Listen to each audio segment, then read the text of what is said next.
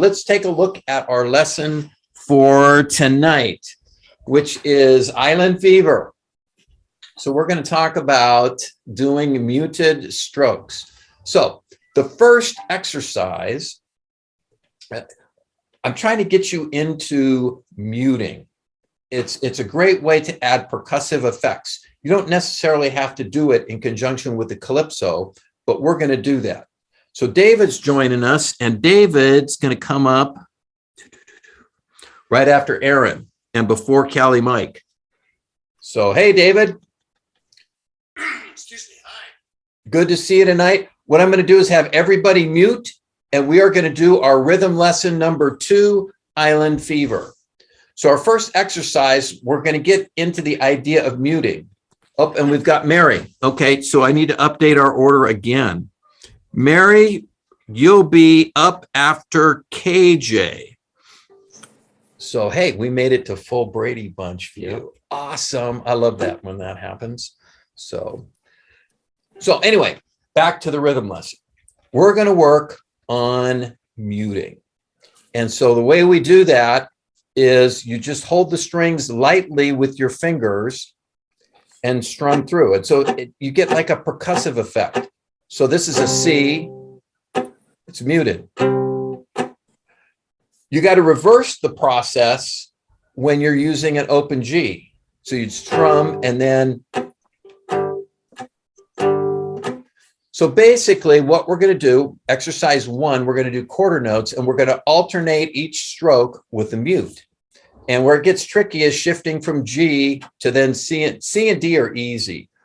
Going the other way, I get screwed up myself. And so a lot of times if you listen to me carefully, is when I'm playing an open G, more often than not, I don't do any muting at all. Sometimes I'm bent on doing it, I will, but normally I don't. But I want to show you how it's done so you can practice it. So the first drill, quarter notes, it would go something like this. G, mute, G, mute, G, mute, 1, mute, 3, mute. So our mutes on the second and the fourth beat. So I'm going to fire up the metronome. Okay, it's working. 1, 2, 3, 4.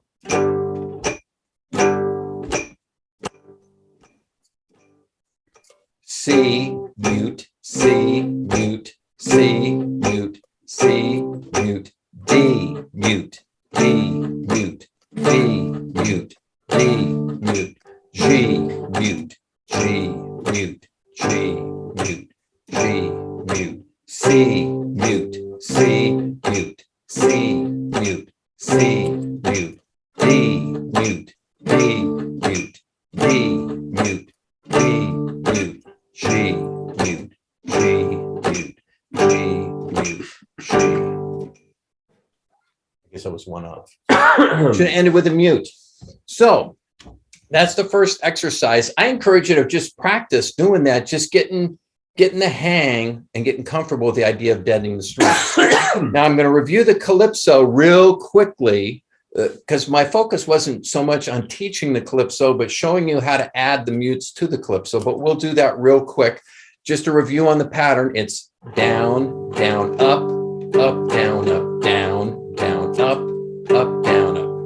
And so when you're playing rhythm, it's going up, down consistently. And on this drum, basically what we're doing is we're not playing the downstroke on beat 3, which is how you get that movement. Instead of having a 1, 2, 3, 4, it's 1, 2, and 4, and 1, 2, and 4, and. You're missing that third beat, which gives it that Calypso or island feeling. So we'll do that pattern real quick. And I'm doing it. This is kind of slow for the pattern, but hopefully you'll be able to hear it. 1, 2, 3, 4.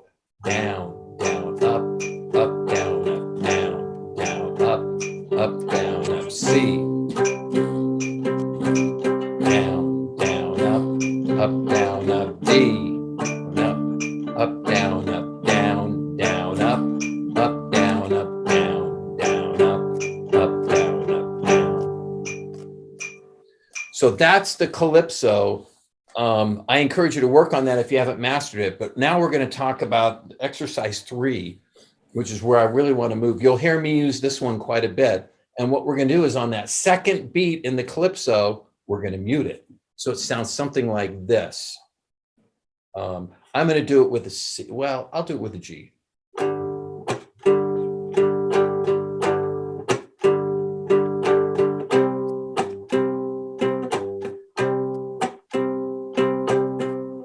So that's, any questions on that? Are you hearing what I'm doing? And can you see, as you look at the chart, all we're doing is adding that muted strum, and it gives it just a little bit more interest when you're playing. And I probably overuse it when I play, but I like to mute stuff. So let's try that. We'll work through the exercise. 1, 2, 3, 4. Mute up, up, down, mute up, down, up, C, mute up, down, up, C, mute up, down, up, D, mute up, down, up, D, mute up, down, up.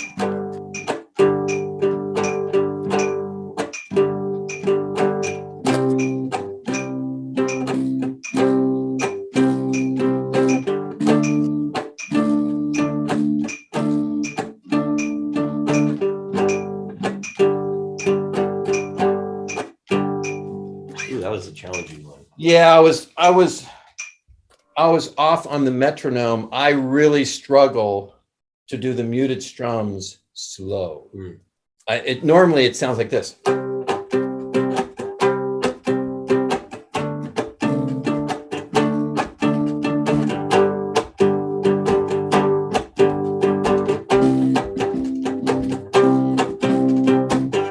So it sounds cooler when you play it faster. But like anything else, you start slow and you work up. So let's go to the last exercise. This one's even harder for me to play slow. But all we're doing now is we're adding the percussive to the 4 and. So it sounds something like this. Wait, let me do it with a C.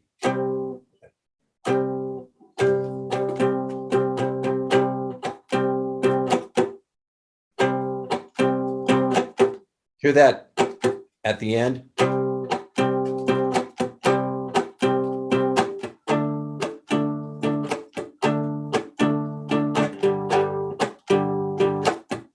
Can you hear what's going on there? Can you hear that percussive?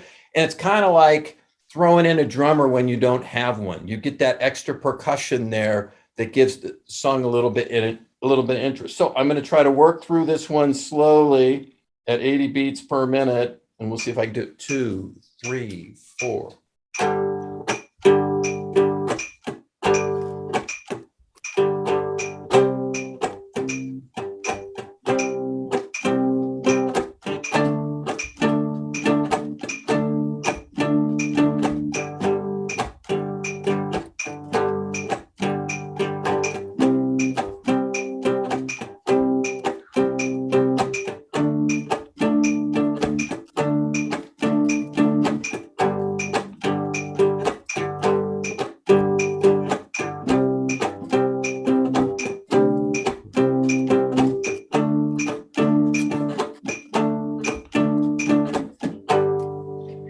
I was not in time with the tempo. That is my problem with playing that with a tempo is I really needed to set it faster. My goal was to get better enough to be able to play it really slow, but hopefully you can hear it and you can see how it maps out on your chart.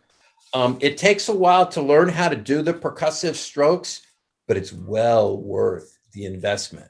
Once you learn how to do it, you'll find you'll play it on a lot of songs. And it's a great way to mix a song up. So for example, you could play it straight through